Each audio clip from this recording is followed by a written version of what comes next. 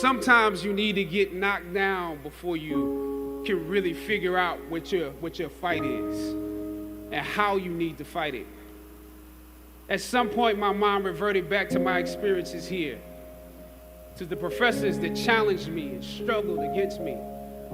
Professor Roberts Williams, Doc Singleton, George Epstein, to name a few, the ones that would fail you out of the goodness of their hearts. And this may be hard to grasp for some of you right now, but I even considered President Swagger and how negotiating with him was practice for a world that was considerably more cruel and unforgiving than any debate here, one that had no interest in my ideals and beliefs.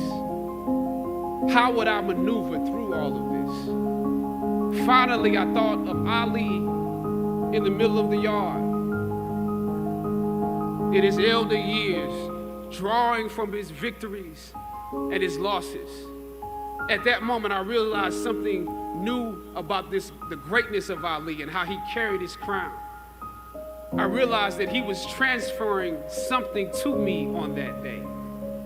He was transferring the spirit of the fighter in me. He was transferring the spirit of the fighter to me. He was transferring the spirit of the fighter to me.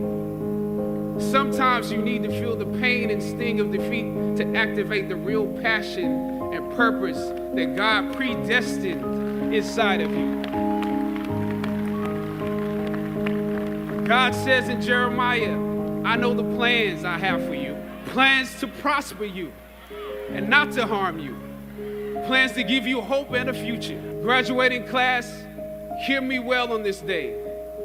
When you have reached the hilltop and you are deciding on next jobs, next steps, careers, further education, you would rather find purpose than a job.